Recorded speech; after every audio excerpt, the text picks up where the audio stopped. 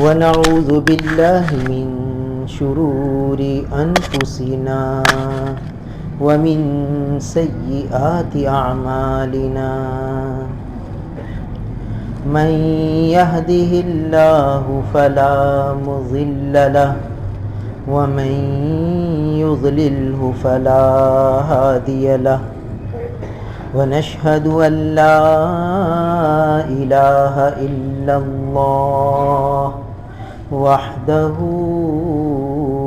لا شريك له ونشهد أن سيدنا وسندنا ونبينا وحبيبنا وحبيب ربنا وطبيبنا ومولانا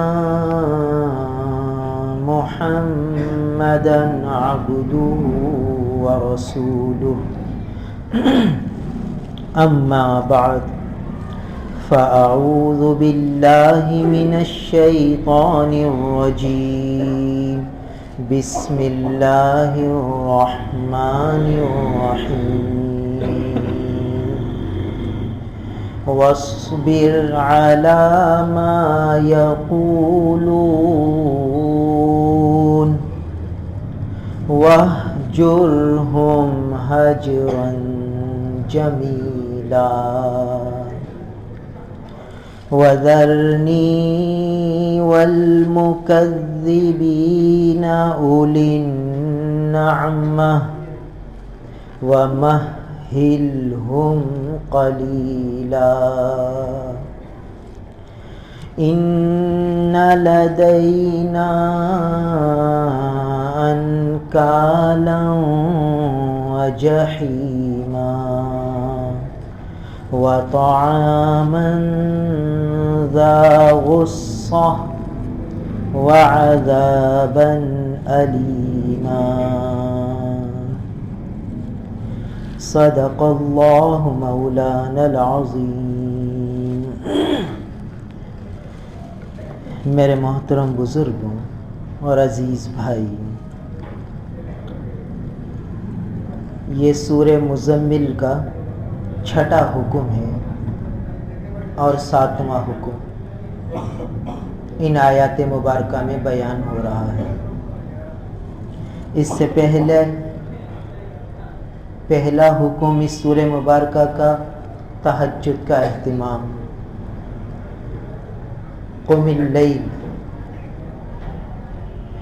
دوسرا حکم اس سورہ مبارکہ کا ورتل القرآن ترتیلا، قرآن کی تلاوت کا حکم۔ تیسرا حکم اس سورہ مبارکہ کا وَاذْكُرِ اسْمَ رَبِّكَ، اللہ کے ذکر کا اہتمام۔ اور چوتھا حکم اس سورہ مبارکہ کا وَتَبَتَّلْ إِلَيْهِ تَبْتِيلًا، تبتل اختیار کرنا، تنہائی اور یکسوئی اختیار کرنا۔ اور پانچواں حکم اس سورہ مبارکہ کا فَاتَّخِذْهُ وَكِيلًا، اللہ کی ذات پر توکل اور بھروسہ کرنا۔ یہ 5 حکم اس سورہ مبارکہ میں تھے۔ اب یہ 7واں اور 8واں حکم آ رہا ہے وَاصْبِرْ عَلَى مَا يَقُولُونَ، کہ آپ صبر کیجئے جو کچھ یہ کہہ رہے ہیں۔ صبر یہ بھی ایک باطنی اور اندر کی مادہ ہے، اندر کی چیز ہے، اندر کی ایک خاص کیفیت کا نام ہے۔ اور امام غزالی رحمہ اللہ نے لکھا ہے کہ تقریباً 27 مقامات پر اس کا حکم آیا قرآن مجید میں۔ قرآن مجید میں صبر کے متعلق 27 مرتبہ حکم آیا۔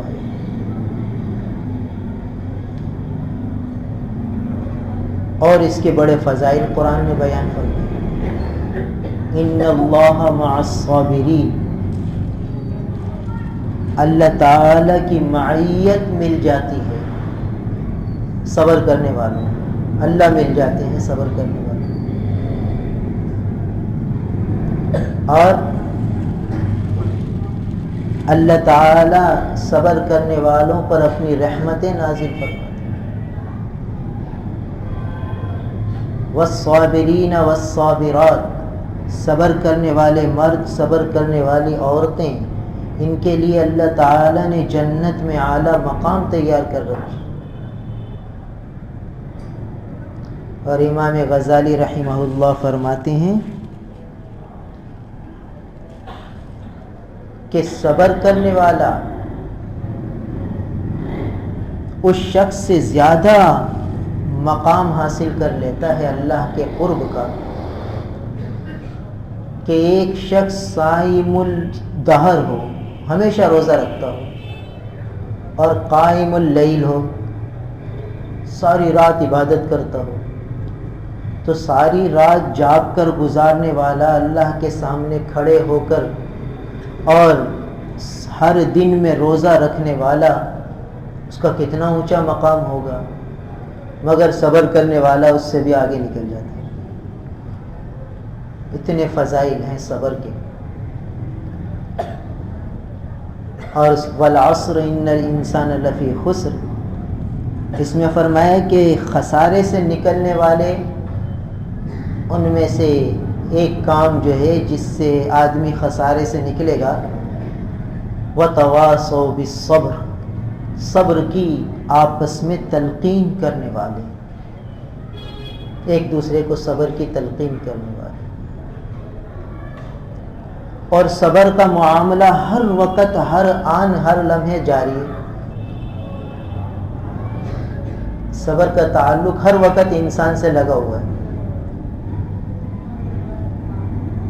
نیکی پر جمنا یہ بھی صبر ہے،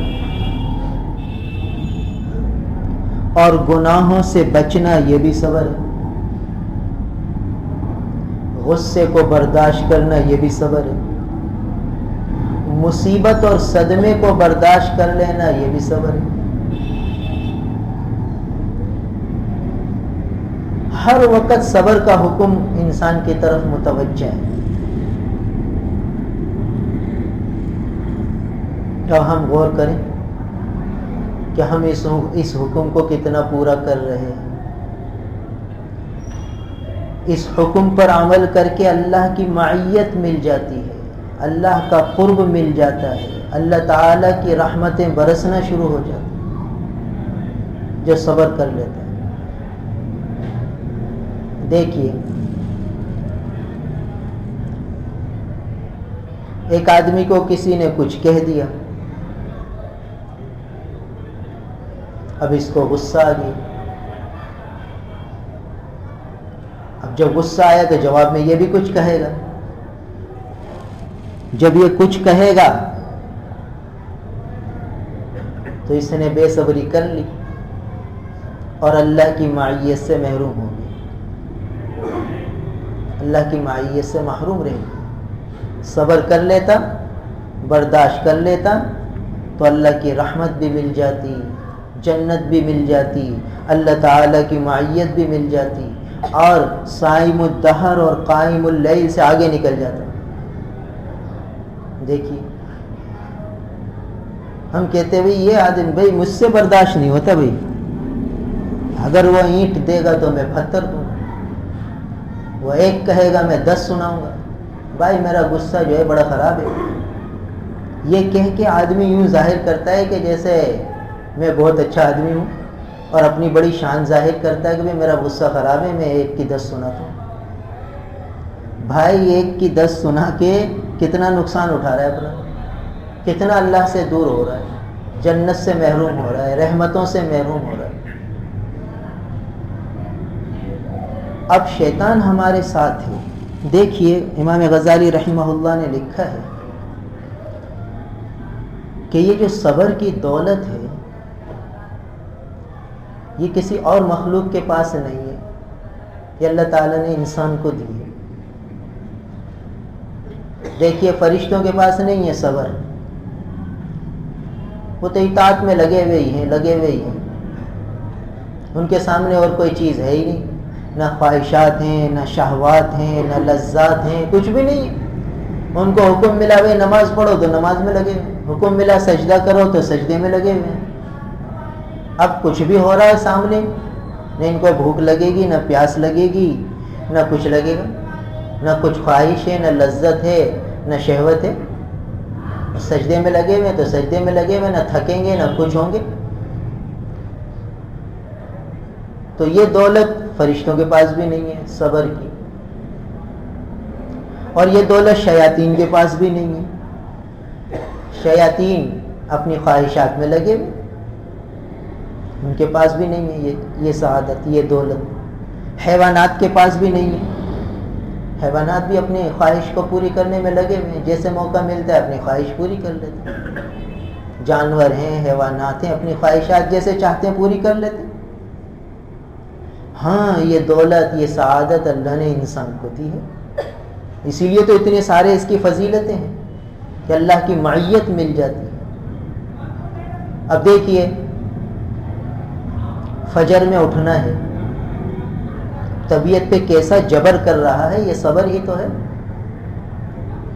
فرشتوں کو یہ تھوڑی ہے، ان کو تو نماز کا حکم ملا وہ نماز میں لگے ہوئے، ان کو کوئی طبیعت پہ بوجھ نہیں ہے نماز کے حکم کو سجدہ پورا کرنے میں، رکوع پورا کرنے میں، یا جو حکم ان کو مل گیا بس اس کے پورا کرنے میں ان کو کوئی مشقت نہیں ہے، نہ کوئی مزہ ہے، بس حکم ہے پورا کر رہے ہیں۔ جانوروں کو جانور اپنی خواہش پوری کر لیں، مگر اب انسان کو جو حکم ملے ہیں اوامر اور نواہی، جو کرنے کے کام ہیں ان پر بھی اس کو جبر کرنا پڑتا ہے، اور جو نہ کرنے کے کام ہیں ان سے رکنے میں بھی اس کو برداشت کرنی پڑتی ہے۔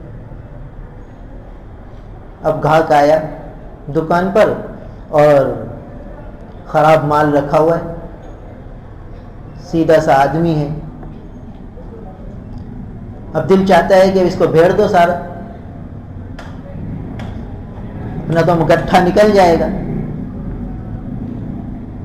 اب یہاں صبر ہوگا تو آدمی سوچے گا یار اس کو ساری حقیقت بتا دوں کہ بھئی یہ اس میں نقائص ہیں، یہ اس میں معائب ہیں، یہ عیب ہیں، اس کے باوجود اور قیمت اس کی سستی ہے، لینا چاہو تو لے لو۔ جب یہ ساری باتیں بتائے گا تو سامنے والی پارٹی لے گی نہیں، وہ کہے گی ایسے خسارے والا مال لے کے کیا کروں، چاہے سستا مل رہا ہے میرے پاس پھنس جائے گا۔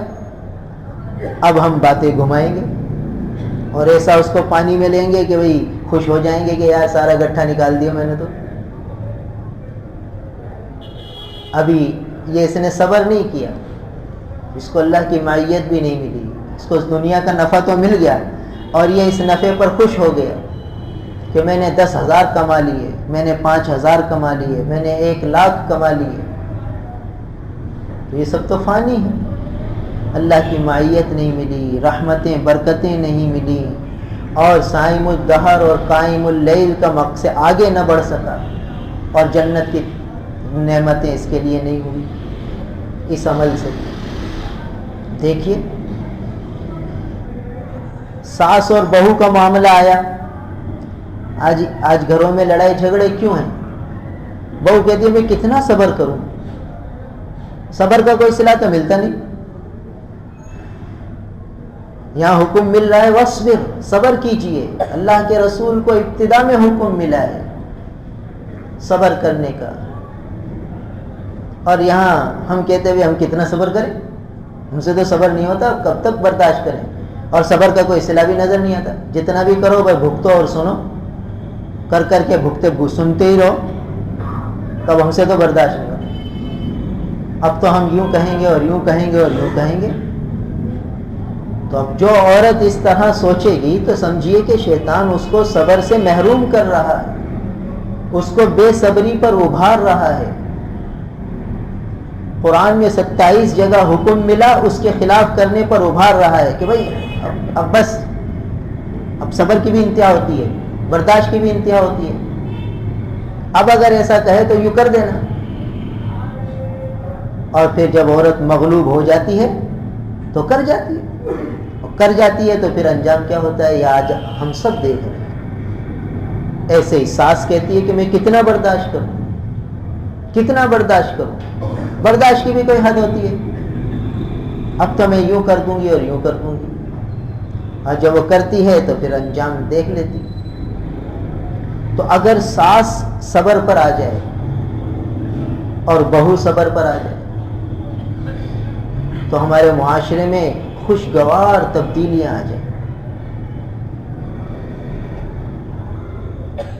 وہ حضرت عبداللہ ابن عباس رضی اللہ عنہ فرماتے ہیں الصبر عند الغضب والعفو عند الإساءة فإذا الذي بينك بينه عداوة كأنه ولي حميم ادفع بالتي هي أحسن کی تفسیر میں حضرت ابن عباس فرماتے ہیں رضی اللہ تعالیٰ عنہ کہ ادفع بالتي هي أحسن. اس کی تفسیر میں حضرت عبداللہ ابن عباس فرماتے ہیں کہ الصبر عند الغضب، جب غضب آ جائے، غصہ آ جائے، جوش آ جائے تو الصبر برداشت کر لے.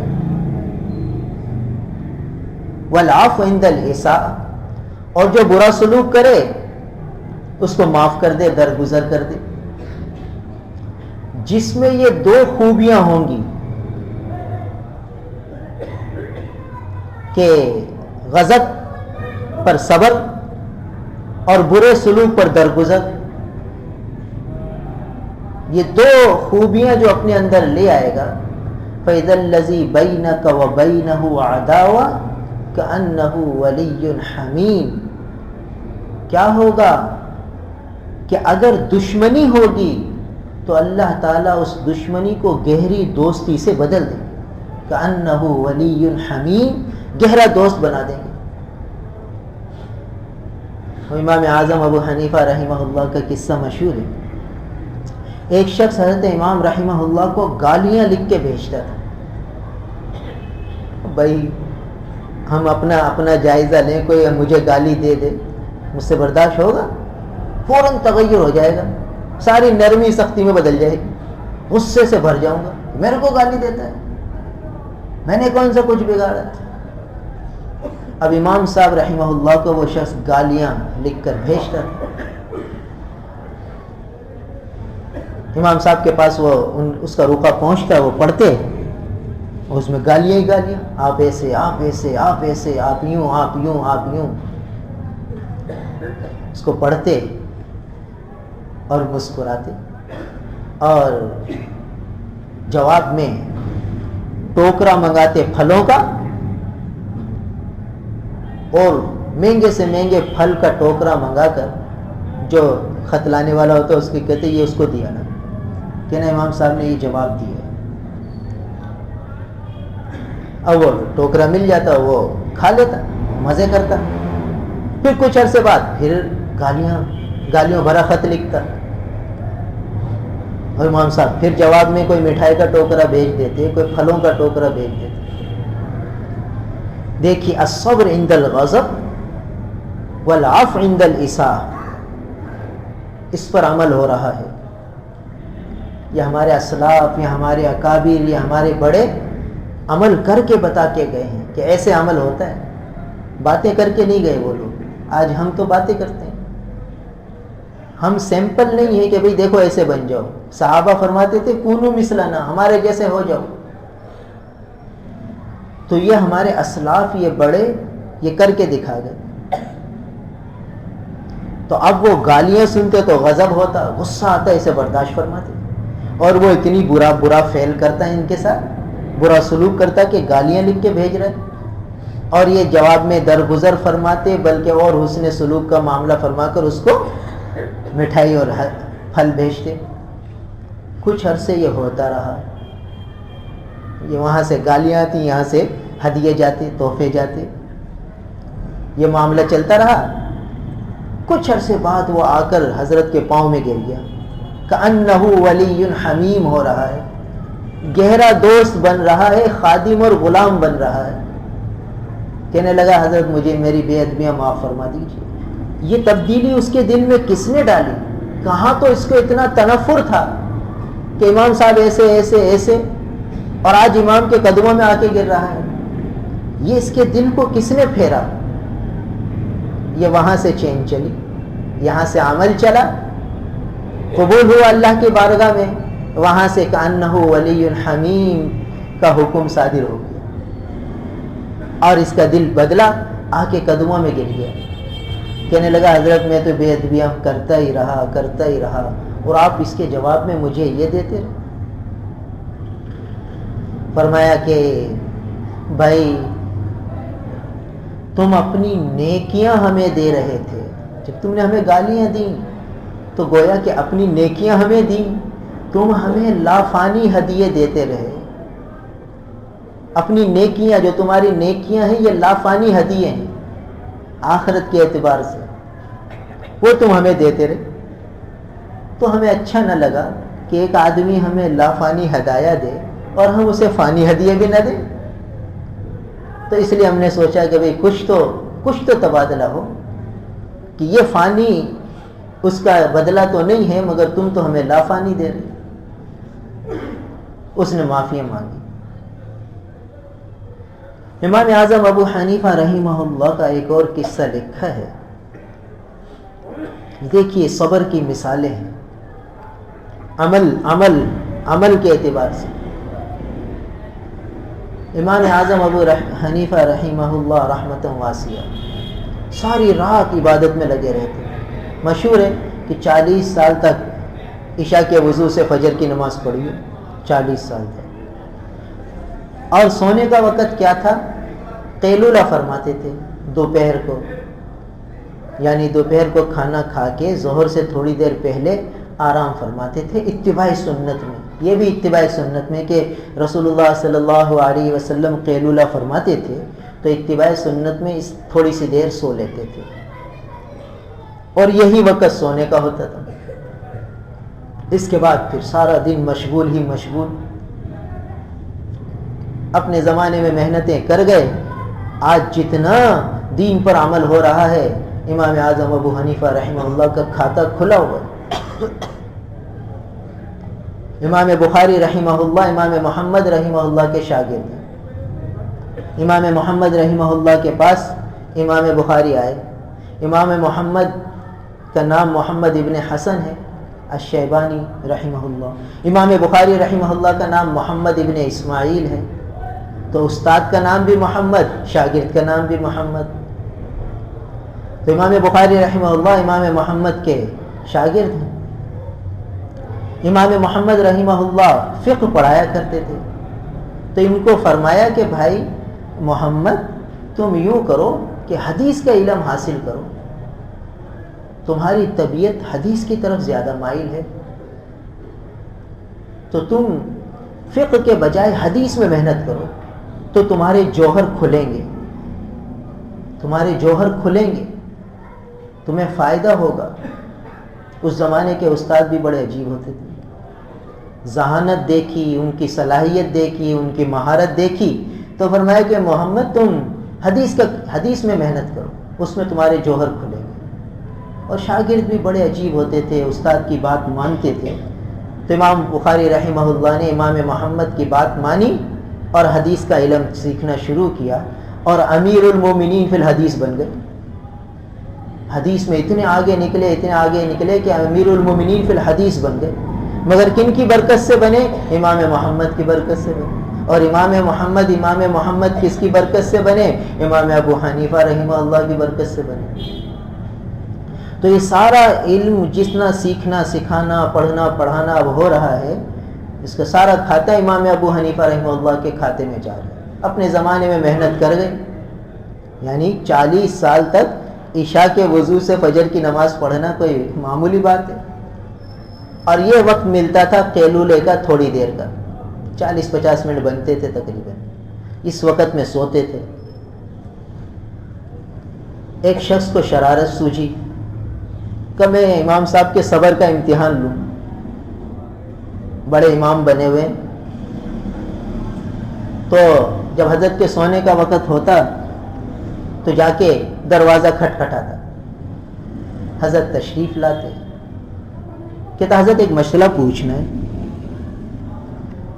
نہ فجر کے بعد مسئلہ پوچھتا ہے، نہ ظہر کے بعد پوچھتا ہے، نہ مسجد میں آ کے پوچھتا ہے، نہ مجلس درس میں آ کے پوچھتا ہے، نہ عشاء کے بعد پوچھتا ہے، آ کر پوچھتا ہے سوتے کے وقت میں۔ تو فرمایا کہ اچھا بھائی بتاؤ کیا پوچھنا ہے؟ کہنے لگا بھول گیا، سوچ رہا. کہ اچھا سوچ لو. تھوڑی دیر کہنے لگا وہ بھول گیا ہوں، اب میں بعد میں آ کے پوچھ لوں گا. کہ اچھا ٹھیک ہے بعد میں آ کے پوچھ لینا. امام صاحب جا کے لیٹے تو 10-15 منٹ کے بعد آ کے پھر دروازہ کھٹکھٹایا. آ کر کہنے لگا کہ حضرت وہ یاد آ گیا. کہ اچھا کیا پوچھنا ہے؟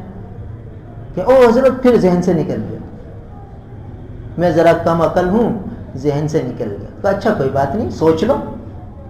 سوچنے میں 5-7-8 منٹ لگا دیے. اب اندازہ لگائیے کہ نیند کا وقت ہے اور ساری رات کا ایک آدمی جاگا ہوا ہے اور یہی وقت سونے کو ملتا ہے، اور اس وقت یہ دیکھیے وَاصْبِرْ، صبر کیجئے. اب پھر کہنے لگا تو میں بھول گیا. کہ اچھا جب یاد آئے پھر آ جانا. چلا گیا.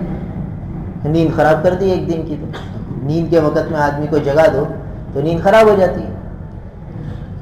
اب دوسرے دن پھر سونے کا وقت ہوا، پھر آ گیا. کہنے لگا تو میں کل مسئلہ پوچھنے آیا تھا، کل تو بھول گیا تھا. کہ اچھا پوچھ لو، آج پوچھ لو. وہی بشاشت، وہی حشاش بشاش چہرہ، کھلتا چہرہ، نہ کوئی ناگواری نہ کوئی غصہ کہ کل بھی میری نیند برباد کی اور آج پھر آ گئے. دوسرے وقت نہیں پوچھ سکتے، کوئی غصہ نہیں. یہ ہمارے اسلاف ہیں جو ہمیں عمل کے ذریعے سبق دے کے گئے. تو فرمایا اچھا پوچھ لو. کہیں گے حضرت وہ مسئلہ یہ ہے کہ پھر کہیں گے حضرت بھول گیا. پھر بھول گیا. کہ اچھا کوئی بات نہیں، پھر پوچھ لینا. چلا گیا. پھر 10-15 منٹ کے بعد آ کے پھر دروازہ پیٹا. پھر آ گئے. کہ اچھا، کہ حضرت وہ یاد آ گیا. کہ کیا یاد آ گیا؟ کہ پھر بھول گیا. کہ اچھا چلو جب یاد آئے جب آ جانا. کہ اچھی حضرت میں کل آ جاؤں گا. تیسرے دن پھر آیا. 2 دن کی نیند خراب کی ہے اس نے. اب یہ تیسری دفعہ، تیسرا دن آیا تو پھر یہی حرکت کی. پھر آخر اس نے کہا حضرت اب یاد آ گیا. کہ اچھا کیا مسئلہ ہے؟ کہ حضرت وہ یہ پوچھنا تھا کہ وہ آدمی کا جو پاخانہ ہوتا ہے وہ میٹھا ہوتا ہے یا کڑوا ہوتا ہے؟ دیکھیے مسئلہ کیا پوچھ رہا ہے اور کس وقت پوچھ رہا ہے، وہ کتنا ستا کے پوچھ رہا ہے. تو امام تھے. فرمایا کہ بھئی بات یہ ہے کہ اگر جس پاخانے پر مکھی بیٹھ جائے تو وہ میٹھا ہوگا، اور جس پاخانے پہ مکھی نہ بیٹھے وہ کڑوا ہوگا. کہنے لگا اس کی کوئی دلیل بھی مانگ رہا ہے. فرمایا ہاں دلیل بھی ہے. دلیل یہ ہے کہ مکھی جو ہے وہ میٹھی چیز پہ بیٹھتی ہے، تو اگر پاخانے پر مٹھاس کا اثر ہوگا تو اس پہ بیٹھے گی، اور پاخانے پر مٹھاس کا اثر نہیں ہوگا تو نہیں بیٹھے گی. کہ حضرت سمجھ میں آ گئی، آپ کی مہربانی. اور پھر پاؤں میں گر گیا. کہنے لگا حضرت مجھے معاف کر دیجئے میری بے ادبی کو. میں تو یہ دیکھنا چاہتا تھا کہ آپ میں برداشت کتنی ہے. آپ نے تو مجھے الٹی چھری سے ذبح کر دیا. کیا وَإِذَا الَّذِي بَيْنَكَ وَبَيْنَهُ عَدَاوَةٌ، اس کے دل میں امام صاحب کی عداوت تھی، دشمنی تھی. وہ امتحان لینا چاہ رہا تھا کہ دیکھو کیسے بڑے امام ہیں، بڑی آئے جو ہے امام بنے پھرتے ہیں. تو اللہ تعالیٰ نے دل کیسا بدلا کہ قدموں میں گر گیا. کأنہ ولی حمیم، کوئلہ کے گہرا دوست بن گیا، خادم بن گیا. تو یہ ہے صبر. ہم کہتے ہیں کتنا برداشت کریں، صبر کا کوئی صلہ ہی نہیں ملتا، جواب ہی نہیں آتا صبر کا. چند سال، 1-2 سال، 1-2 مہینے عورت برداشت کر لیتی ہے اور کہتی ہے میں کتنا برداشت کروں. دیکھیے ہمارے اسلاف نے کیسا برداشت کیا. ایسی آسانی سے ہی بات نہیں آئی. یہ اس طرح دین نہیں پہنچا ہم تک، عمل کے ذریعے پہنچایا ہے، علم اور عمل ساتھ ساتھ پہنچا ہے. تو بہرحال یہ صبر کا اہم ترین حکم ہے جو آج ہماری طرف متوجہ ہے. اور امام غزالی رحمہ اللہ فرماتے ہیں کہ اس ہر وقت صبر. مال ملا ہوا ہے، مالداری کی حالت ہے تو بھی صبر کرنا ہے. مال نہیں ہے تو صبر کرتا ہی ہے آدمی. مال ہے پھر کیسے صبر. امام غزالی رحمہ اللہ نے لکھا ہے کہ صحابہ فرماتے ہیں کہ ہمیں مال دے کر بھی آزمایا گیا اور مال نہ دے کر بھی آزمایا گیا، فقر و فاقہ دے کر بھی آزمایا گیا، تو اس میں تو ہم کامیاب ہو گئے کہ جب کچھ ہے ہی نہیں تو صبر آسان ہوتا ہے. کچھ ہے ہی نہیں تو چلو برداشت کر لیے، کچھ ہے پھر برداشت کرنا یہ بڑے دل گردے کی بات ہے۔ فرمایا اس میں ہم اتنے کامیاب نہ ہو سکے، ہم اس فتنے میں پڑ گئے۔ صحابہ فرماتے تو مال ہے تب بھی آزمائش چل رہی ہے، جب بھی صبر کرنا ہے۔ بھائی کیسے صبر کرنا ہے؟ دیکھیے بھائی، ایک آدمی کے پاس موبائل نہیں ہے تو اس کے لیے تو وقت کے ضیاع سے بچنا آسان ہے، موبائل ہی اس نے نہیں لیا ہوا تو وہ نہ گیم کھیلے گا، نہ فضول میسج پڑھے گا، نہ فضول میسج کرے گا، اور نہ اور کسی الا بلا میں مبتلا ہوگا، کہ ہے ہی نہیں اس کے پاس۔ تو اس کے لیے تو ان تمام چیزوں سے صبر دیکھیے کتنا آسان ہو گیا۔ اور جس کے پاس موبائل آ گیا اور ٹچ اسکرین والا آ گیا اور سارے فنکشنوں کے ساتھ آ گیا، اب صبر کر کے دکھاؤ، اب صبر مشکل ہو جائے گا بھائی، کیونکہ جیسے ہی وہ ٹچ اسکرین پہ ہاتھ رکھے گا کچھ نہ کچھ آئے گا، اور جب آئے گا تو وہ اس میں ایسا منہمک ہوگا کہ بس الامان والحفیظ، اور تنہائی میں بیٹھے گا تو نہ معلوم کیا کچھ کرے گا، کیونکہ سارے فنکشن اس میں لگے ہوئے۔ اور اللہ بچائے، یہی شیطان کا ایک خطرناک حملہ ہے، نوجوانوں کو، بچیوں کو، بچوں کو اس راستے سے بے صبری میں مبتلا کر دیتا ہے۔ صبر کا حکم تھا کہ دیکھو برداشت کر لینا، گناہوں سے اپنے آپ کو روکنا یہ بھی صبر ہے، نیکی پر اپنے آپ کو جمانا یہ بھی صبر ہے۔ تو اب جب ٹچ اسکرین پہ ہاتھ رکھا اور کئی فنکشن سامنے آئے اور تنہائی میں بیٹھا ہوا ہے تو کیا ہوگا؟ کہاں سے صبر آئے گا؟ نفس کی خواہش بھی لگی ہوئی ہے، شیطان بھی حملے کر رہا ہے، اب ایسے میں کیسے بچے گا؟ ایک قصہ عجیب لکھا ہے کہ بہت تفصیل سے قصہ ہے کہ حضرت موسیٰ علیہ السلام کی ملاقات شیطان سے ہوئی۔ شیطان کہنے لگا کہ میں اب بڑا شرمندہ ہوں اور آپ کلیم اللہ ہیں، اللہ سے کلام فرماتے ہیں، تو آپ ذرا اللہ تعالیٰ سے میرے لیے دعا فرما دیں کہ اللہ تعالیٰ مجھے معاف کر دیں۔ بڑے خوش ہو گئے، پہنچے طور پر، بات ہوئی تو فرمایا اللہ، اور شیطان اب معافی چاہتا ہے کہ اچھا اسے کہہ دو کہ آدم کی قبر پہ جا کے سجدہ کر لے، آدم کو تو نہیں کیا تھا، اب آدم کی قبر کو کر لے۔ آئے اور عرض کی کہ اللہ تعالیٰ نے یہ فرمایا، کہا اچھا میں نے اس کی زندگی میں اس کو سجدہ نہیں کیا، اس کی قبر کو کیسے کروں گا؟ پھر حکم کو ٹالا، پھر کہنے لگا کہ میں آپ نے میرا یہ کام تو کر دیا، میری درخواست تو اللہ تک پہنچا دی، مگر میں آپ کو 3 باتیں بتا دیتا ہوں، آپ اپنی امت کو بتا دینا کہ 3 جگہ ایسی ہیں کہ اس وقت میں خود بنفس نفیس موجود ہوتا ہوں، تو آپ اپنی امت کو بتا دینا کہ چوکنا رہنا، اس موقع پر میں حملہ کر دیتا ہوں، اور بہت کم ہے کہ آدمی اس سے بچ سکے۔ ایک موقع وہ غصے کا ہے کہ جس وقت آدمی غصے میں آ جاتا ہے، سمجھو کہ میں آ چکا ہوں اور اب میں جو چاہوں گا اس سے کراؤں گا، جو چاہوں گا۔ لہٰذا دیکھ لیجئے، غصے ہی میں تو طلاقیں دیتا ہے آدمی، برسوں کا رشتہ ایک لمحے میں توڑ دیتا ہے، پھر بعد میں روتا ہے، بچے یاد آتے ہیں، ساری چیزیں ہوتی ہیں، کیا کچھ نہیں ہوتا۔ غصہ ہی تو ہے کہ پستول چلا دیتا ہے، جان لے لیتا ہے کسی، کہاں سے کہاں معاملہ پہنچ جاتا ہے۔ غصہ ہی تو ہے یہ جو کہاں سے کہاں آدمی کو پہنچا دیتا ہے۔ کیسی نصیحت کی ہے اس نے، اور ہم سب یہ مشاہدہ کر رہے ہیں کہ غصے کی بھڑک میں آدمی کیسے کیسے رشتے پامال کر دیتا ہے۔ اللہ بچائے۔ ایک نوجوان نے آ کر کہا کہ بھئی مجھے غصہ آ گیا اور میں نے ابا پہ ہاتھ اٹھا لیا۔ دیکھیے، غصہ آیا، شیطان آیا تو اب پتہ نہیں کیا کچھ کرا دے گا۔ کوئی پستول کی گولی چلا دیتا ہے، کوئی مار دھاڑ شروع کر دیتا ہے، اپنا ہی نقصان کرا لیتا ہے۔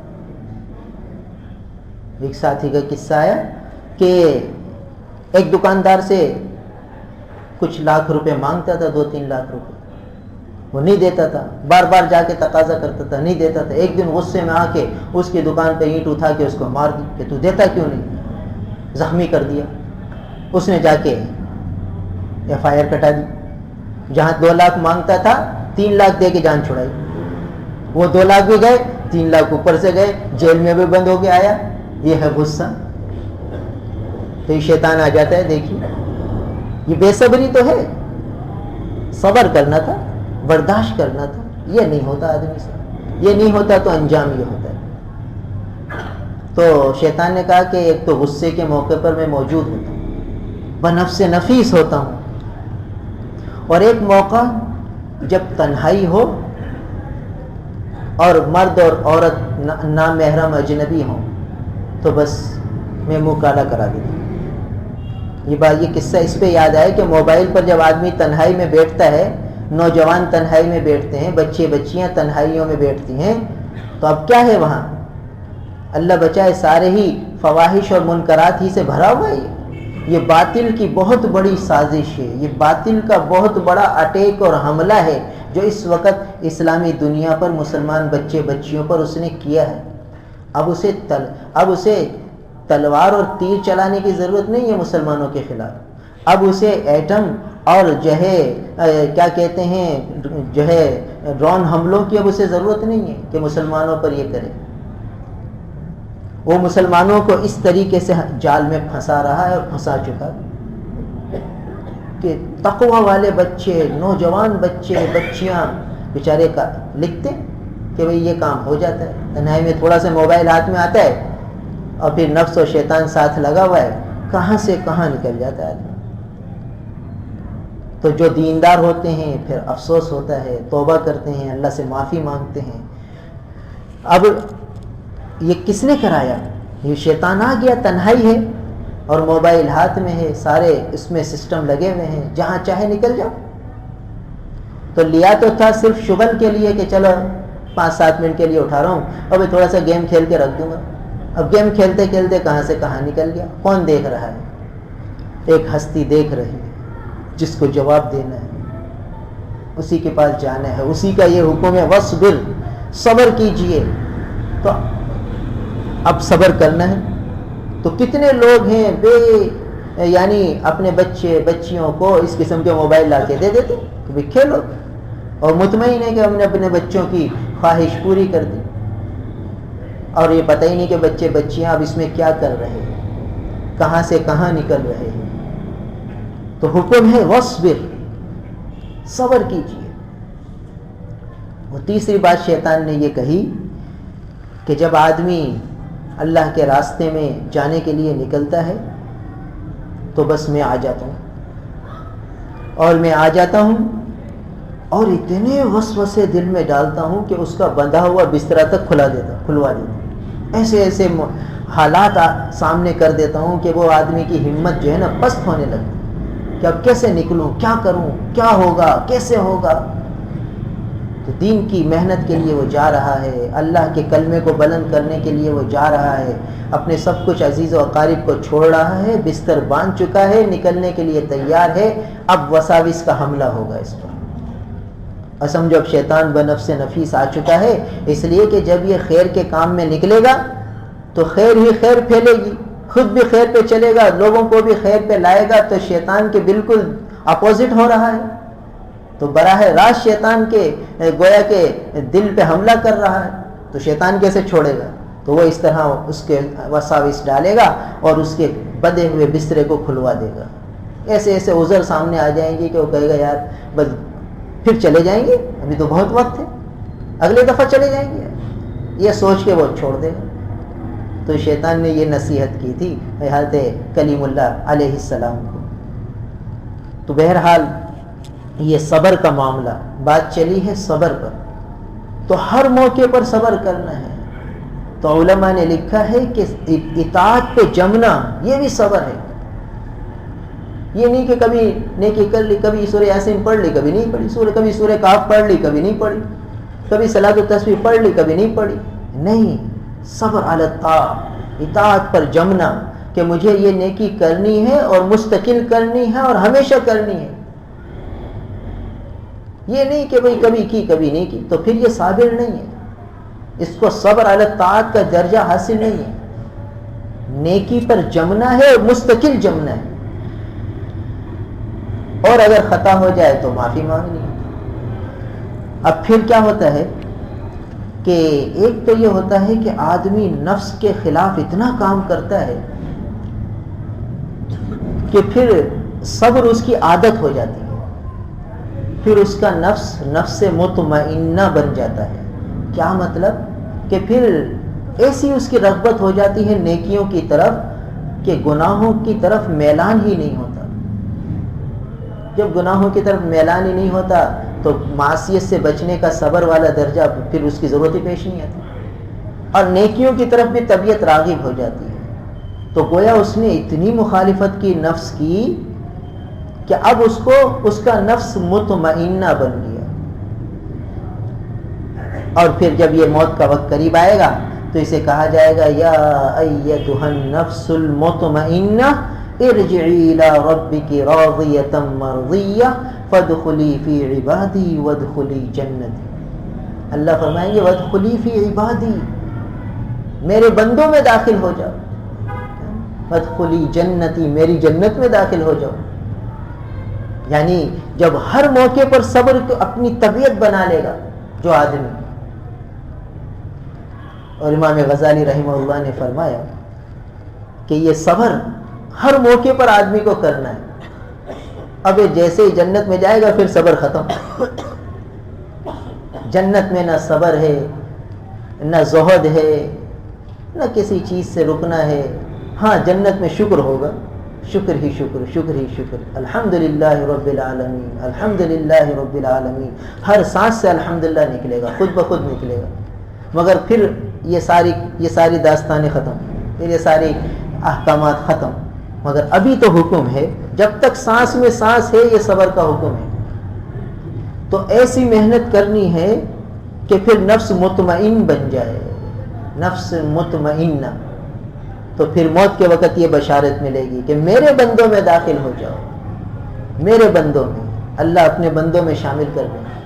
مگر کب؟ جب کہ ہر موقع پر صبر کرے گا۔ تو اب نیکیوں پر بھی مستقل جمنا ہے، یہ نہیں کہ بھئی کبھی نیکی کر لی کبھی چھوڑ دی، من میں آیا تو کر لی، من میں آیا تو چھوڑ دی، مستقل جمنا ہے۔ پھر ایک حال یہ ہوتا ہے کہ آدمی گناہ کرتا ہے پھر توبہ کرتا ہے، پھر گناہ کرتا ہے پھر توبہ کرتا ہے۔ یہ بھی صابر ہے کہ گناہ ہو گیا تو توبہ تو کر لی نا، مگر پھر شیطان کہتا ہے کہ ایسی توبہ کا فائدہ کیا ہے، پھر گناہ کر لیتا ہے، وہ مایوس کرا دیتا ہے، پھر یہ توبہ بھی چھڑوا دیتا ہے۔ تو توبہ کر لینا بھی صبر ہی کا ایک درجہ ہے، اور توبہ کو چھوڑ دینا یہ بے صبری کا درجہ ہے۔ تو شیطان یہاں اٹیک کرتا ہے، یہاں حملہ کرتا ہے کہ یار تو گناہ کرتا رہتا ہے پھر توبہ کرتا ہے، تو ایسی توبہ کا فائدہ ہی کیا، چھوڑ ایسی توبہ۔ اب وہ توبہ چھڑوا دیتے۔ اس کی ایسی مثال ہے کہ بھائی ایک آدمی آگ میں ہاتھ ڈالتا ہے پھر مرہم لگا دیتا ہے تو تھوڑا سا اثر ختم ہو جاتا ہے جلن کا، پھر آگ میں ہاتھ ڈالتا ہے پھر مرہم لگا دیتا ہے، پھر ٹھنڈک پڑ جاتی ہے، پھر آگ میں ہاتھ ڈالتا ہے پھر ہاتھ پہ مرہم لگا لیتا ہے، پھر یہ کہے کہ یار ایسے مرہم کا فائدہ ہی کیا، چھوڑو مرہم لگانا، تو اس کو احمق ہی کہیں گے۔ تو کہیں گے مرہم تو لگاتا رہا کر، اگر جلن ہے تو اس جلن کا ازالہ مرہم سے کر لے۔ ہاں یہ آگ میں ڈالنا چھوڑ دے ہاتھ، یہ ہے عقل مندی کی بات، اور یہ حماقت کی بات ہے کہ یہ آگ میں ڈالنے کو نہیں چھوڑ رہا اور مرہم کو چھوڑ رہا ہے۔ بھائی گناہ کو چھوڑنا ہے، یہ تھوڑی کہ توبہ کو چھوڑنا ہے۔ تو اس درجے پر آ کر یہ بے صبری کراتا ہے شیطان کہ یار اتنے گناہ کرتا ہے، یہ بھی گناہ تو کرتا ہے، یہ بھی تو کرتا ہے، یہ بھی تو کرتا ہے، تو ایسی توبہ کا فائدہ ہی کیا، ایسی نماز کا کیا فائدہ؟ نمازیں بھی پڑھتا ہے پھر یہ بھی کر رہا ہے، یہ بھی کر رہا ہے، یہ بھی کر رہا ہے، تو ایسی نماز کا فائدہ کیا؟ تو اس کا مطلب ہے نماز چھوڑ دو، یعنی مرہم لگانے ہی چھوڑ دو، سرجری کرانے ہی چھوڑ دو، ٹانگ ٹوٹ گئی ہے تو وہ ٹوٹی پڑی رہے، اس کو نہ پلستر لگاؤ نہ کچھ کرو۔ بھائی یہ شیطان کا حملہ ہے۔ ہاں توبہ جاری رہے، توبہ جاری رہے، چھوڑے نہیں۔ تو توبہ بھی صبر ہی کا ایک درجہ ہے، اور اعلیٰ درجہ یہ ہے کہ گناہ کی طرف جائے ہی نہیں، یہ اعلیٰ درجہ ہے. اور ادنا درجہ یہ ہے کہ ہو جائے تو فوراً توبہ کرے اور نہ کرنے کا عزم کرے، پھر بھلے ہو جائے گناہ. مگر اعلیٰ درجہ یہی ہے کہ گناہ کی طرف، گناہ سے بھی صبر ہے، تو گناہوں سے بچنا یہ بھی صبر، اور نیکی پر آنا یہ بھی صبر. اب دیکھیے موبائل ہاتھ میں آ گیا، اب میں اس میں قرآن نکال کر قرآن کی تلاوت شروع کر دی، اسی موبائل سے میں نے تلاوت شروع کر دی، تو صبر اللہ تعالیٰ ہو گیا. کہ میرے دل میں تھا میں گیم کھیلوں گا، میں نے کہا چھوڑو گیم کیا، اور میں اسی سے تلاوت شروع کر دیتا ہوں. اب تلاوت شروع کر دی، مگر ہے بڑا مشکل. بہت کم ایسا ہوگا کہ ہم جو ہے تلاوت کر پائیں، کیونکہ یہ اعلیٰ معصیت ہے، یہ اعلیٰ شیطانی ہے. اس پر جمنا بڑا مشکل ہے کہ کوئی آدمی مستقل اس پر تلاوت کرتا ہے، الا یہ کہ کوئی جو ہے سفر پہ جاتے ہیں یا اس کی عادت یہ ہے کہ میں صرف تلاوت کے لیے نکالتا ہوں. بہت سے ایسے ہیں اللہ کے بندے جو سفر پہ جاتے ہیں تو موبائل پر مستقل تلاوت جاری رہتی ہے، پڑھتے رہتے ہیں قرآن کھول کے، اور بس قرآن ہی ان کی صبح یعنی 4 8 6 گھنٹے کا سفر قرآن کی تلاوت میں گزرتا ہے. تو یہ بہت اچھی بات ہے، مگر اقل قلیل ہے یہ درجہ. ورنہ تو تلاوت ہوگی اور پھر دوسرے راستے میں نکل جائے گا، پھر یا گیم کھیلنے میں لگ جائے گا یا کچھ اور کر جائے گا. تو دل میں یہ جذبے آتے ہیں کہ میں نیکی کروں، تو اس جذبے کی حفاظت کرے اور پھر نیکی پر جم جائے، یہ بھی صبر ہے. اور دل میں گناہوں کا جذبہ آ رہا ہے تو ان گناہوں کے جذبے کو روکے اور اس سے بچ جائے، یہ بھی صبر ہے. اور ایک صبر کیا ہے کہ مصائب آ جاتے ہیں، صدمات آ جاتے ہیں، پریشانیاں آ جاتی ہیں، حالات خلاف مزاج خلاف طبیعت آ جاتے ہیں، تو ان سب کو برداشت کریں، یہ بھی صبر ہے. اذا اصابتهم مصیبہ قالوا انا للہ وانا الیہ راجعون. جب کوئی مصیبت ان کو پہنچتی ہے، یہ صبر کرنے والے، ان کو جب کوئی مصیبت پہنچتی ہے تو فوراً یہ کہتے ہیں انا للہ، ہم سب اللہ کے ہیں، ہم بھی اللہ کے، یہ مصیبت بھی اللہ کی طرف سے آئی ہے، وَإِنَّا إِلَيْهِ رَاجِعُونَ، اور ہم سب اسی کی طرف لوٹ کر جائیں گے. تو کوئی حادثہ ہو گیا، کوئی مصیبت پیش آ گئی، کوئی پریشانی آ گئی، کوئی بیماری آ گئی، کوئی تکلیف آ گئی، بس اِنَّا لِلَّهِ وَإِنَّا إِلَيْهِ رَاجِعُونَ. تو یہ نہیں کہ بھئی ساری بیماریاں میرے لیے، ساری پریشانیاں میرے لیے، سارے صدمے میرے اوپر، سارے حالات میرے لیے. یہ بے صبری ہے، یہ بے صبری ہے. اور حکم تھا صبر کا، تو اللہ تعالیٰ کبھی دے کر آزماتے ہیں، کبھی لے کر آزماتے ہیں. یعنی بندہ ہر وقت آزمائش میں ہے. جیسے بتایا کہ مال ملا ہوا ہے تو بھی آزمائش ہے، مال نہیں ہے تو بھی آزمائش ہے، مال نہیں ہے تو بھی آزمائش کہ دیکھو اب یہ کیا کرتا ہے، اور مال دیا ہوا ہے تو بھی آزمائش. یعنی یہ ہم دارالابتلاء میں ہیں، دارالامتحان میں ہیں، ہر وقت آزمائش ہو رہی ہے. دے کر بھی آزمایا جا رہا ہے، لے کر بھی آزمایا جا رہا ہے. ہر وقت ہم جانچ کرنے والے کی نگاہ میں ہیں. اور صبر کا حکم ہماری طرف متوجہ ہے کہ اب ہم صبر کے ذریعے اللہ کی معیت کو حاصل کرتے ہیں یا نہیں کرتے، اللہ کی رحمتوں کو متوجہ کرتے ہیں یا نہیں کرتے، جنت میں داخلت کی کوششیں کرتے ہیں یا نہیں کرتے. یہ سب صبر پہ ہیں. تو ہر وقت آزمائش جاری ہے. تو مال ملا ہوا ہے، اب دیکھنا ہے یہ اللہ کی اطاعت میں لگے گا، لگ رہا ہے یا اللہ کی نافرمانی میں لگ رہا ہے. غور کرنا ہے، سوچنا ہے کہ مجھے یہ مال ملا ہوا ہے تو یہ میں مال اللہ کی اطاعت میں لگا رہا ہوں یا اللہ کی نافرمانی میں لگا رہا ہوں. کتنا مال اللہ کی اطاعت میں لگ رہا ہے، کتنا اللہ کی نافرمانی میں لگ رہا ہے. دیکھیے جب رسوم اور رواج کا موقع آتا ہے تو لاکھوں میں مال آدمی کا اس میں ڈالا جاتا ہے. اطاعت میں تو بہت تھوڑا خرچ ہوتا ہے.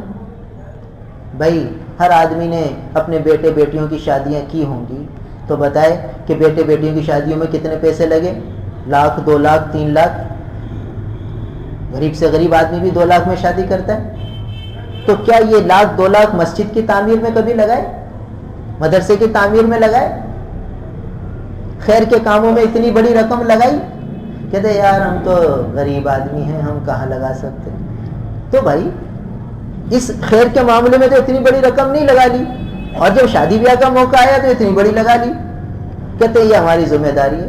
تو بھائی مسجد کی تعمیر یہ مسلمان کی ذمہ داری ہے، مدرسے کی تعمیر یہ جو ہے مسلمانوں کی ذمہ داری ہے، مسجد اور مدرسے کے اخراجات اس کو پورا کرنا یہ مسلمانوں کی ذمہ داری ہے. تو اس کے لیے تو میں سوچتا ہوں بھائی 100 روپے دے دوں کافی ہے، اور شادی بیاہ کے اندر لفافہ دوں تو 1000 کا دوں. وہاں لفافے کے دینے کے لیے دیکھیے میں غریب ہوں تب بھی 1000 کا لفافہ دے رہا ہوں، اور جب مسجد میں دینے کا خیر کے اندر خرچ کرنے کا معاملہ ہے تو میں کہتا ہوں 100 روپے اگر مہینے میں دے دوں تو ٹھیک ہے، اللہ کا شکر ہے، نہیں دوں تو بھی ٹھیک ہے، کوئی فرض واجب تھوڑی ہے. تو بھائی وہاں لفافہ دینا بھی فرض واجب نہیں تھا. تو کیا وجہ تھی کہ وہاں تو 1000 کا لفافہ دینے کے لیے تیار ہوں، غریب آدمی ہوں پھر بھی، اور مسجد کے لیے یہ سوچتا ہوں کہ دوں تو بھی ٹھیک ہے، نہ دوں تو بھی ٹھیک. تو یہ کیا ہے؟ یہ آزمائش ہے. یہ دے کر بھی آزمایا جا رہا ہے، لے کر بھی آزمایا جا رہا ہے کہ جتنے دیے ہیں ہمیں اتنے میں سے ہم کتنے اللہ پہ لگا رہے ہیں، کتنے خواہشات پہ لگا رہے ہیں. تو یہ رسوم اور رواج پہ جو لگ رہا ہے یہ خواہش پہ لگ رہا ہے، اور اللہ کے لیے جو خرچ ہو رہا ہے وہ ہم خود دیکھ لیں، ہر ایک اپنا اپنا جائزہ لیں. تو جو مال اللہ کے لیے لگا وہ باقی ہو گیا، اور جو اپنی ذات پہ رسوم رواج پہ لگا وہ فانی ہو گیا. تو ہم کتنا فنا کر رہے ہیں، کتنا باقی کر رہے ہیں، ہر ایک اپنا جائزہ لے. یہی صبر ہے. اب کوئی آدمی ہوگا کہ میں جتنا مسجد میں اور مدرسے میں دیتا ہوں اتنے تو شادیوں میں دوں گا، اور جتنے شادیوں میں دیتا ہوں اتنے مدرسے مسجد میں دوں گا. تو کتنا بوجھ ہوگا نفس پہ، کیسی نفس پہ چوٹ پڑے گی، کیسی آزمائش آئے گی. تو یہ آدمی خود اپنا محاسبہ کرے. ہم کو خود اپنے جائزہ لینا ہے، اپنے دل کی کیفیت کو دیکھنا ہے. امیدیں تو اللہ سے کیسی باندھ رکھی ہیں کہ ہمیں جنت بھی مل جائے اور جنت الفردوس بھی مل جائے اور سب کچھ مل جائے، اور جہاں لگانے کی باری آتی ہے تو کہاں لگانے میں بھائی شادی بیاہ میں لگانے پہ کوئی ترغیب بھی نہیں، کوئی ثواب بھی نہیں، کوئی بہت بڑی خیر بھی نہیں، مگر وہاں تو ہم خود بخود لگا رہے ہیں. اور یہاں جنت کے وعدے ہیں، سب کچھ ہیں، یہاں لگانے میں ہم کیا کرتے ہیں؟ خود ہم اپنا اپنا جائزہ لیں. تو یہ کیا ہے؟ یہ وہی آزمائش ہے. یہاں صبر کرنا ہے کہ رسوم رواج پر خرچ کرنے میں صبر کر کے روکنا ہے، وہاں نہیں کریں گے خرچ، اور جہاں اللہ کے راستے میں خرچ کا موقع ہے وہاں خرچ کریں گے، خوش دلی سے کریں گے اور خوب کریں گے. تو یہ بھی صبر ہوگا. صبر علی الطاعہ ہوگا، وہ صبر عن المعصیہ ہوگا کہ بھئی رسوم رواج میں جو خرچ ہے وہ تو فانی ہے، اور بعض اوقات وہ معصیت ہے، گناہ کے اندر چلا جاتا ہے، ریاکاری ہے، دکھلاوا ہے، نہ معلوم کیا کچھ اس میں گناہ ہو جاتے ہیں، مگر وہ سب ہم کرنے کے لیے تیار ہیں کیونکہ اس کا رواج ہے. جبکہ صحابہ کے یہاں کیا تھا کہ جب مال خرچ کرنے کا موقع آتا تو اعلیٰ سے اعلیٰ چیز اللہ کو دیتے تھے. بیر ہا آج مسجد نبوی کا حصہ ہے، بیر ہا مسجد نبوی کا حصہ ہے. حضرت ابو طلحہ انصاری رضی اللہ تعالیٰ عنہ کا یہ باغ تھا، اور اس میں جو کنواں تھا اس میں سرکار دو عالم صلی اللہ علیہ وسلم تشریف لاتے تھے. بھائی جس باغ میں رسول اللہ تشریف لاتے ہوں اس باغ کی کیا شان ہوگی، اور جس باغ میں آقا پانی نوش فرماتے ہوں اس کنویں کی کیا شان ہوگی. تو حضرت ابو طلحہ کے دل کے جذبے تو یہی ہوں گے کہ بھئی یہ باغ کی نسبت میری طرف ہو کہ بھئی یہ کس کا باغ ہے جس میں سرکار دو عالم تشریف لاتے ہیں، یہ کنواں کشتہ ہے جس کے پانی سرکار دو عالم صلی اللہ علیہ وسلم نوش فرماتے ہیں. تو بھئی یہ ابو طلحہ کا ہے، تو ابو طلحہ کے لیے کتنا بڑا اعزاز ہے. مگر ان کے سامنے آخرت تھی. تو کہتے یہ سب سے اچھا مجھے لگتا ہے، مگر یہ اچھا لگتا ہے اس لیے میں اللہ کو دیتا ہوں. لن تنالوا البر حتى تنفقوا مما تحبون کی آیت نازل ہوئی تو دے دیا اللہ کو دے دیا. اور حضور کے پاس آ کر فرمایا یہ رسول اللہ یہ قبول فرما لیجئے، یہ میں اللہ کو دیتا ہوں. اللہ کے رسول صلی اللہ علیہ وسلم نے ان کے رشتہ داروں میں تقسیم فرما دیا. اپنے لے پالک اپنے جو ہے ربیب حضرت انس ابن مالک رضی اللہ تعالیٰ عنہ کو نہیں دیا، دوسرے رشتہ داروں کو دے دیا وہ باغ. تو یہ ان کے جذبے تھے کہ جب اللہ کے لیے دینے کا موقع آتا وہ خوب دیتے. تو بہرحال یہ تو ایک تمثیل ہے کہ ہم اپنا جائزہ لے لیں، یہ نہیں کہ وہ سارا ہی لگا دیں. ہم اللہ کے محبوب کی عجیب شان تھی. حضرت ابوبکر رضی اللہ تعالیٰ عنہ سے تو سب کچھ لے لیا، اور ایک صحابی وہ ایک جو ہے وہ سونے کا ٹکڑا لے کر آئے، وہ آ کر اللہ کے رسول کو پیش فرمایا. اللہ کے رسول نے منع فرما دیا. اس نے بہت اصرار کیا تو اللہ کے رسول صلی اللہ علیہ وسلم نے ناگواری کے انداز میں ایسے واپس فرمایا کہ اگر کسی کو لگتا تو نقصان ہوتا. اتنی ناگواری سے واپس فرما دیا. اور فرمایا کہ بعض لوگ ایسے ہوتے ہیں کہ وہ دے دیتے ہیں پھر بعد میں لوگوں کے سامنے ہاتھ پھیلاتے ہیں. گویا اس کا اتنا وہ اس کیفیت کا وہ آدمی نہیں تھا کہ اس سے قبول کیا جاتا. تو ہم بھی اس کیفیت کے تھوڑی ہیں. مطلب یہ بات اس لیے بتائی کہ ہم اپنا جائزہ تو لے لیں، کم از کم یہ تو دیکھیں کہ ہم کس معیار پر ہیں اور ہمیں کرنا کیا چاہیے. اور جہاں ہم اتنا خرچ کر رہے ہیں وہاں سے کچھ بچا تو لیں، کہ جہاں 4 لاکھ کی شادی کر رہی ہیں وہ 1 لاکھ پہ آ جائے، جو 1 لاکھ کی کر رہے ہیں وہ 25,000 پہ آ جائے. ان فضولیات، ان رسومات پہ خرچ نہ ہو، خیر کے کاموں میں خرچ ہو، اللہ کی رضا جوئی میں خرچ ہو، اطاعت اور فرما برداری کے کاموں میں خرچ ہو. تو یہ بھی صبر ہے. تو صبر کے 3 درجے سامنے آئے. ایک تو نیکی پر مستقل جمنا، یہ بھی صبر ہے. گناہوں سے مستقل بچتے رہنا، یہ بھی صبر ہے. اور کوئی غم، صدمہ، پریشانی آ جائے اس کو برداشت کر لینا اور یہ سمجھنا کہ یہ سب اللہ کی طرف سے ہے، یہ بھی صبر ہے. اور صبر کا حکم اللہ تعالیٰ نے یہ ابتدائی زمانے سے دیا تھا. وَاصْبِرْ، اے نبی آپ صبر کیجئے. اور کئی جگہ قرآن میں صبر کا حکم ہے. اللہ تعالی ہم سب کو عمل کی توفیق عطا. الحمدللہ رب العالمین والعاقبۃ للمتقین والصلاة والسلام علی رسولہ محمد وآلہ واصحابہ اجمعین. اللہم انت السلام ومنک السلام تبارکت یا ذا الجلال والاکرام. نستغفر اللہ ونتوب الیک، نستغفر اللہ ونتوب الیک. یا اللہ ہمارے گناہوں کو معاف فرما دیجیے. ہم اپنے دلوں کو بہت سیاہ کر چکے ہیں اور معصیت سے اتنا آلودہ کر چکے ہیں کہ نیکی کی کوئی کرن، کوئی جھلک ہمارے قلب میں اثر انداز نہیں ہو رہی. آپ ہی ہمارے اس حال پر رحمت کی نظر ڈال لیجئے اور ہمارے قلب کی ساری سیاہی یا اللہ اپنی رحمت کے صدقے دھو دیجئے. اپنے محبوب کے وسیلے سے ہمارے دل کی سیاہی کو دور فرما دیجئے. ہمیں یا اللہ اپنا تعلق اور اپنا دھیان نصیب فرما دیجئے. اپنے محبوب نبی کریم صلی اللہ علیہ وسلم کی مبارک سنتوں پر پورا عمل پیرا ہونا نصیب فرما دیجئے. حضور کے طریقوں سے، حضور کی باتوں سے، حضور کی اداؤں سے قلبی لگاؤ نصیب فرما دیجئے. ہمارے قلب کی گہرائی میں حضور کی محبت کو اتار دیجئے. اپنے محبوب کی محبت کو ہمارے قلب و جگر، ہمارے خون کے ذرے ذرے میں پیدا فرما دیجئے. یا اللہ اپنا تعلق اور دھیان نصیب فرما دیجئے. ہمارے دل کی کامل اصلاح فرما دیجئے.